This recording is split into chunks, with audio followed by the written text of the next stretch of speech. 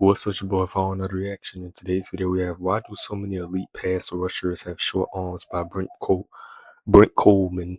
Uh, yeah, I already know he probably gonna bring up Ruben Bain. I think Ruben Bain gonna be good in the NFL. You know, he got drafted to the Tampa Bay Buccaneers, my divisional rival. I'm a Saints fan. Kelvin Banks Jr. gonna lock that shit up. He not gonna do nothing but against Kelvin Banks. But I think he gonna be good though. You know what I'm saying? I watched the man in Miami. He was wrecking shit. And he do got a crazy bend. He could get very low and shit like that. If the man arms was longer, he might be one of the greatest linebacker prospects ever. I think he was the best linebacker of the class. I got him first and Orville Reese second.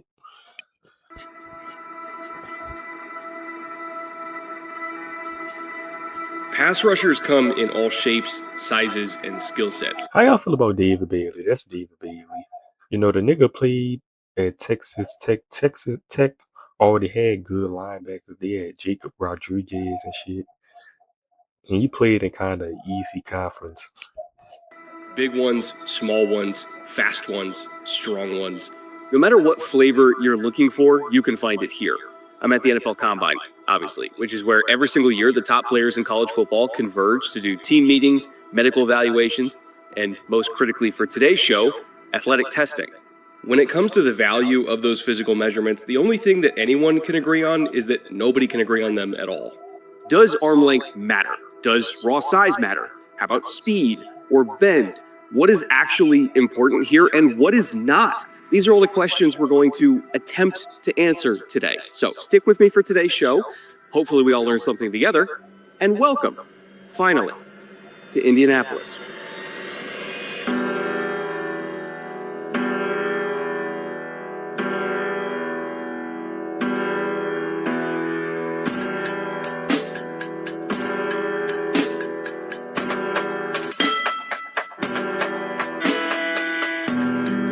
Chunks of me.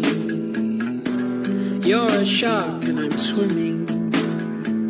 My heart still thumps as I bleed. And all your friends come sniffing. Triangles are my favorite shape. 3 points where 2 lines meet. Toe to toe, back to back, let's go. Y'all feel like the combine, that shit like a nigga said the combine like a slave auction to see who the most athletic nigga. My love is very late. Till morning comes. Damn country ass music. Let's desolate.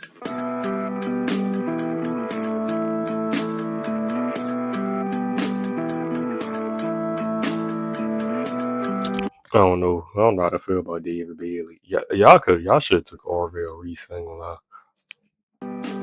I most definitely thought Orville Reese was gonna be that second pick.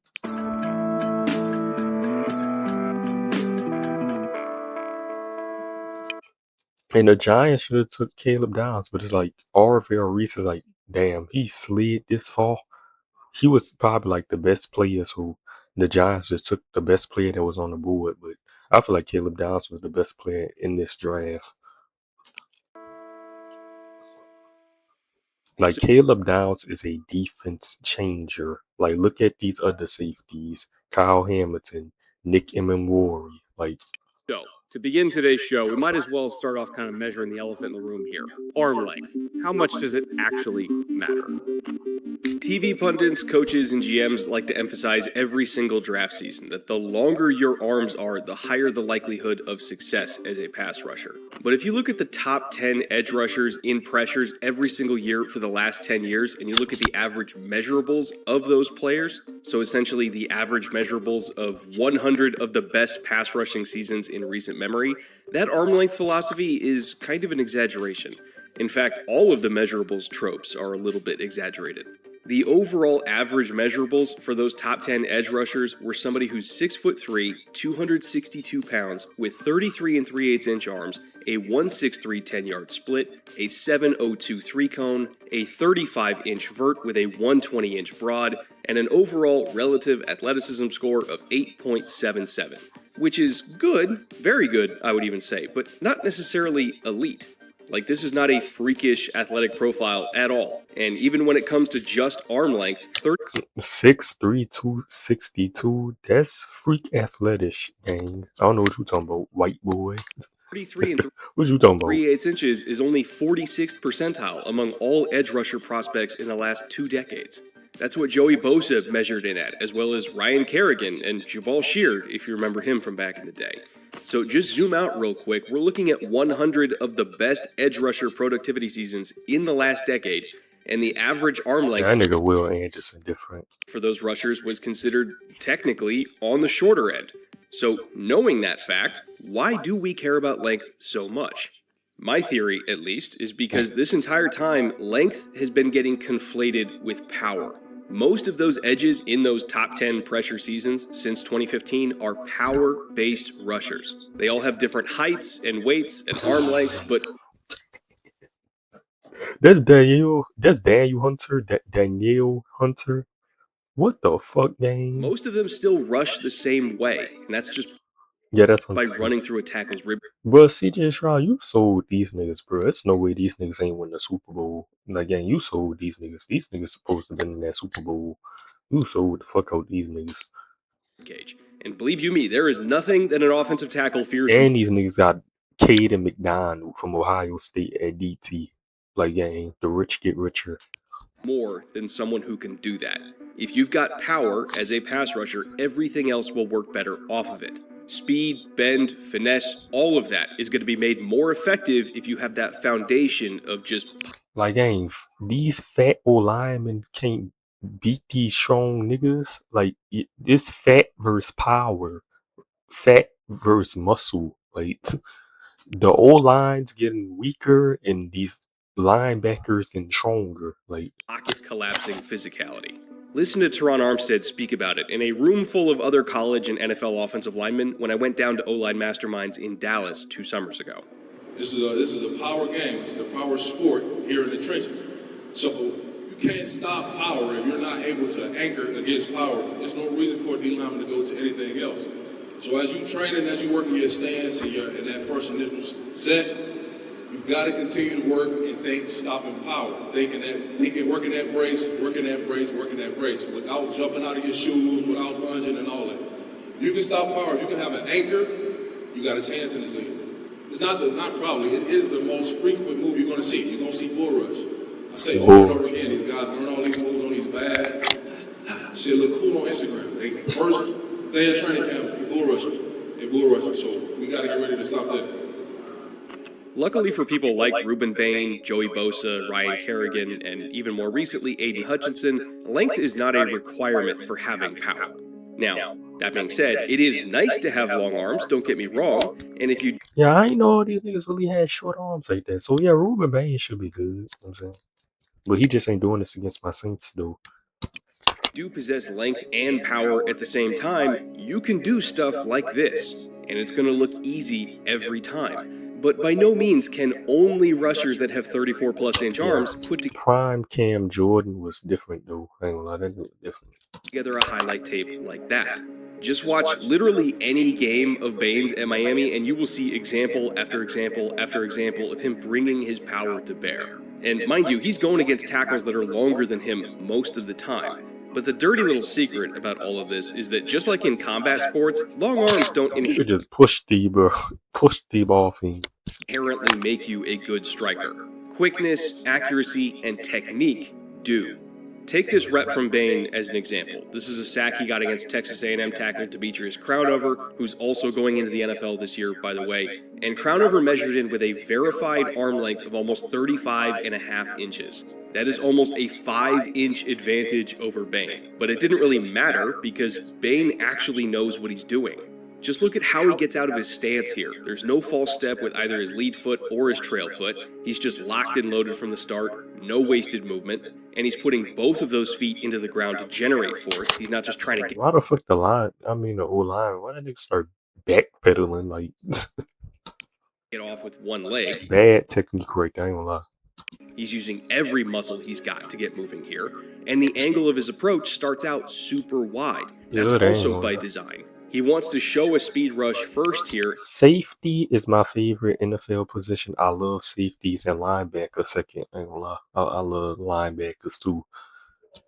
And try to bait the tackle into following him out into deeper water. The goal with that is Bane wants Crown over shoulders turned perpendicular to the line of scrimmage. Tackles are taught to be square to the line of scrimmage with their shoulders for as long as possible. That's going to help them maintain strength in their base. So Bane wants to compromise that base by getting him turned. And he does. Crownover took that bait hook, line, and sinker, and so now watch the punch here once those shoulders are turned. Again, this is all technique, and that technique is going to beat raw length every time. He's not just throwing his hand out there to keep distance. He is locked and loaded with that punch. The thumb is pointing up. The elbow is tight. And if you're wondering why that matters, while you're watching this at home, just feel the difference in your own power if you hit something in front of you with your thumb pointing to the side and your elbow away from your body, and compare that to how strong you feel hitting something with your thumb up and your elbow tight. You can feel the difference in yourself, and that's what Bane is feeling too. He is maximizing biomechanics to his advantage. So that punch is coming out fast and explosive, and he lands it first. And he holding, trying to hold. But they need to get rid of holding. I ain't gonna lie. O-line be holding the ass off. Ain't these niggas, they holding right here. Because of how fast Niggas be holding the ass off, bro. They should just get rid of it. Like, it is, even though Crownover is so much longer than him. And from there, now that he's into the body of the tackle, he can really go to work. Bane's strength in his lower half and his leverage advantage take over, and he just drives and drives and drives. He stays under Crownover's pad level and just walks him straight back into the quarterback for a sack. That is what a great NFL pass rusher looks like most of the time. It's all about power up in the league. We love a flashy 245-pound speed rusher, but that's just rarely what wins in the NFL. Tackles are big, and they are athletes at the professional level, and 95% of the time, you're not going to win with a speed rush unless you set it up first with power.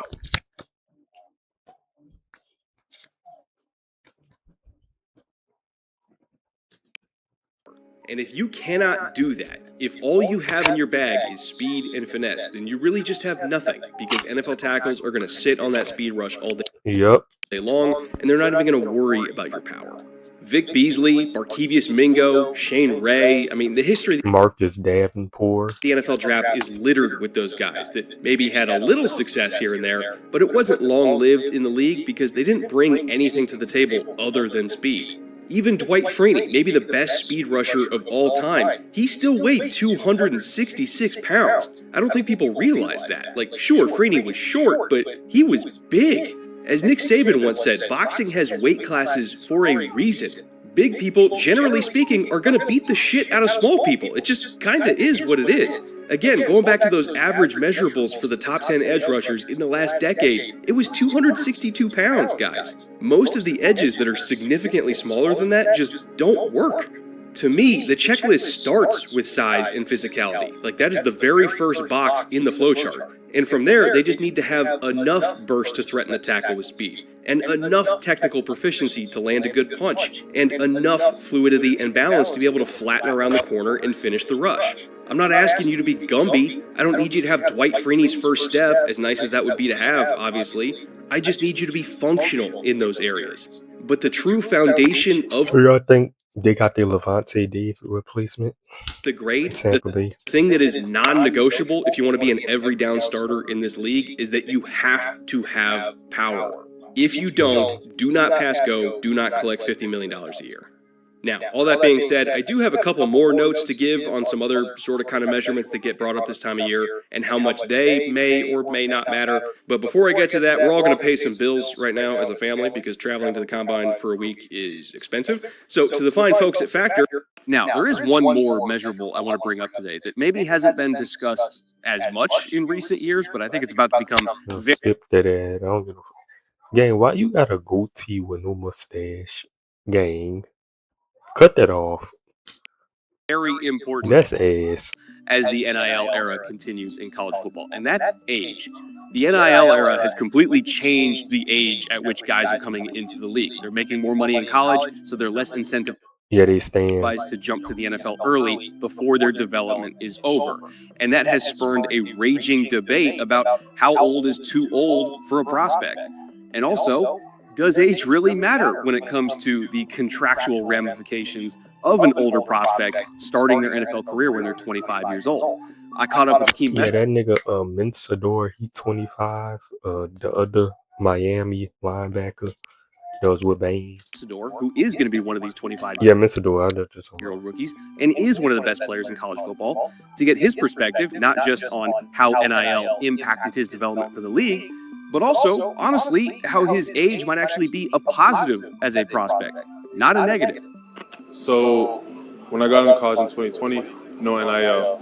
So you were very limited to what the university had to offer. Beyond that, you really couldn't do much unless your parents had the money or could give you any money for you to spend on these different things. I couldn't. I didn't have that. I didn't have that luxury. So when we first started getting NIL, and I was able to outsource. Let's say our facility doesn't have a cryo, I could outsource, get cryo, get any type of extra D-line training, pass rush specialist. When it comes to nutrition, I can change the way I eat. I don't have to rely on everything the school has to offer. And that goes on from 22 up until now. You have a lot more available because you have money in your pocket that you can spend on. Obviously, everybody's not going to spend it the same way, but that's what I did.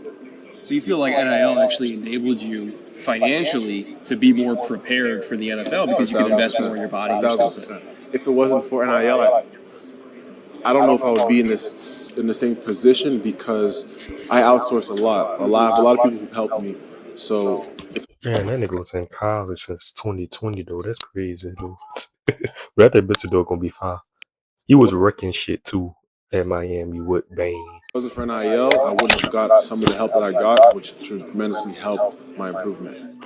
Just listening to that little bit, it's obvious, to me at least, that Messidor already treats football like his career, just like many other college players do now, because it literally is their careers. They're paid a lot of money to do a job, and that job is winning college football games. So to do that, they invest in themselves outside of the facility, just like NFL football players do, and that speaks to the maturity of an older college prospect that's played enough football in their life to understand the value of recovery and off-season training to develop skills over the summer. Because coaches don't have time to do that during camp in the NFL, or even at the college level at this point. They're more focused on installs, not teaching you how to land a cross chop. That's what May and June are for on the calendar. So, in my opinion, the value of drafting an older player is that you don't have to teach them anything. They just already know how to be a professional, how to do their job, and how to take care of themselves and be accountable. And sure, by the time Messidor's rookie contract is up and he's due for an extension, he's going to be pushing 30, but in the modern NFL, I'm not really sure teams care about that. GMs aren't thinking 5 years ahead, they're thinking 2 years ahead, maybe 3 at most. The league changes so fast now, and windows open and close in a matter of months, not years. So passing on a player who's better right now, just because a younger player might be better in 4 years. Yeah, this ain't the NBA. They don't do that. Draft younger niggas. Let an old nigga drop in the draft because he old. This ain't the NBA. They don't do that. Just doesn't really compute anymore.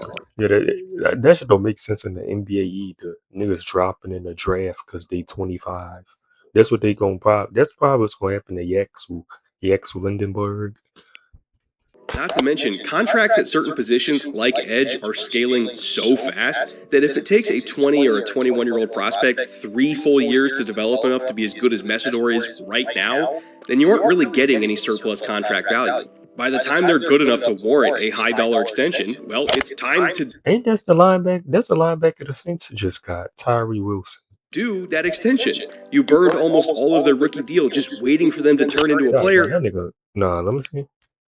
Time to do value. I'm looking at Max Crosby. By the time they're good enough to warrant a high-dollar extension, well, it's time to do that extension. You burned Crosby, what the fuck you doing? Almost all of their rookie deal. Travis Kelce ain't really locked that nigga up. I'm looking at Crosby, y'all. Well, it's time to do that Crosby. Nigga, get the Mahomes. Get past them 2 niggas. Extension. You burned almost all of their rookie deal. That nigga could have easily sacked Mahomes. For them to turn into a player that's worthy of paying. so you don't really benefit from them being on that cheap rookie contract. Meanwhile, an older player that's good right now, like Messidor, as long as he stays healthy, which, let's be honest, there's some real concerns there, I'll admit that. But still, if he stays healthy, we know he can contribute immediately. We know he will provide surplus value. And ultimately, that is what GMs care about, because that benefits them right now and keeps them employed. When in doubt, decision makers are going to default to whatever option is more likely to give them job security. And in the modern NFL, where contention windows are much, much shorter, and even historic dynasties can seemingly end overnight, the best way to ensure job security is just drafting good football players, no matter how old they are. At the end of the day, after doing this deep dive and all the work that went into it, I've really come to believe in three things. And this goes for both defensive linemen and offensive linemen. So feel free to use it to fuel your Will Campbell arguments if you want to. Number one, age is just a number. Number two, power still is and always will be king. And number three, function matters more than form. After all, a player with a skill set will beat a player with talent if the player with talent doesn't have a skill set. However, this is a large however, if the player with talent develops a skill set, well, now you're fucked.